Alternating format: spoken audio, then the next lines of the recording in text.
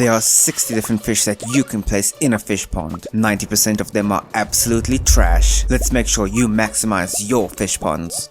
To build a fish pond, just head over to Robin with 5,000 gold, 200 stone, 5 green algae, and 5 seaweed. After a couple days, you will get your very own fish pond. Initially, you can only place a few fish inside of your fish pond. In some cases, it is only 3. In others, it is only 1. Over time, the fish inside of the fish pond will request an item from you. If you give it to them, they will be very happy and allow you to place more fish inside of the fish pond. This process can take a while depending on the fish, and it can be pretty frustrating, but it is worth it. Fish ponds provide the best rewards when there are at least 9 fish inside of them. To make it easier to view your fish pond progress, you can place any sign on the fish pond to display the amount and the type of fish inside. For some reason, this does include the sign of the vessel. Once you have 10 fish inside of your fish pond, you can manually remove one of them by using your fishing rod. This is important because that fish will replenish itself over time, so you could set up a couple fish ponds with fish that you need for cooking recipes and then have an unlimited supply of these fish for cooking.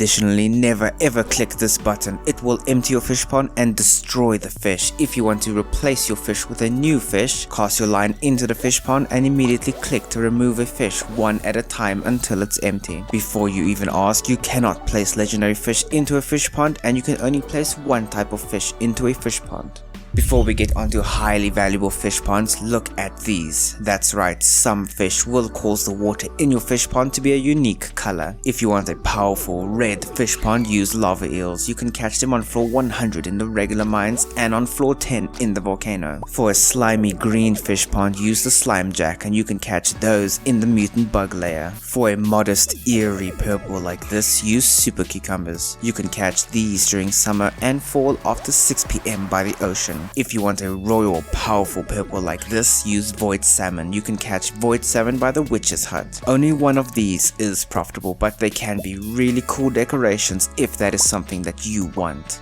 Before we go on to pure profit, some fish ponds can provide extreme value in terms of what they can produce. Stingrays are actually incredible, and I believe everyone should have a fish pond with stingrays on their farm. These guys can produce cinder shards, battery packs, and even dragon teeth. We need all of these, especially since farming for cinder shards and dragon teeth is so tedious. Passively getting them every now and then is incredible.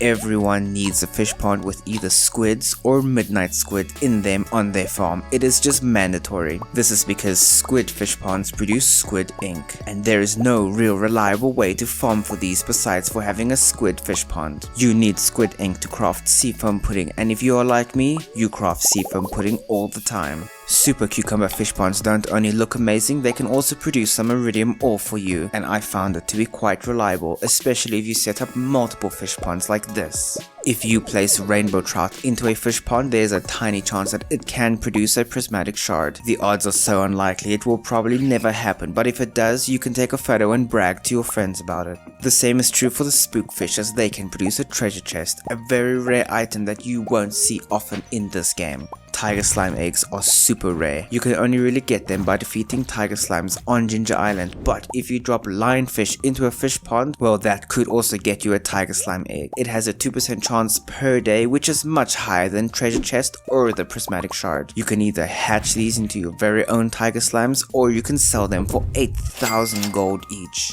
Fish ponds are not just for colorful decorations or random useful items, they can also be highly profitable. Your fish ponds will produce fish roe more often than anything else. Fish roe does not sell for much, so do not even bother. However, you can age them by placing them into preserve jars to create aged fish roe. This will double the value of a regular fish roe. There are 3 fish that are actually worth your time in terms of profits. First, we have the sturgeon. Sturgeons are a bit unique as their roe turns into caviar instead of aged roe. Each serving of caviar will sell for a very impressive 700 gold with the artisan profession. Caviar is also required for the missing bundle, meaning that pretty much everyone will need a fish pond with sturgeons in them at some point. Then we have the blobfish. The ugliest fish in the game produces an aged fish roe that sells for 780 gold each. Now for the most profitable fish in the game, the mighty unstoppable lava eel. You need a fish pond with lava eels. First, it's because their aged fish roe sells for 1060 gold, the most out of any fish in the game. Secondly, they can produce multiple servings of roe every single day, meaning you can make close to 3000 gold per fish pond. And thirdly, because they can produce spicy eel, which is one of my favorite meals to use in the Skull Cavern. It's a no-brainer.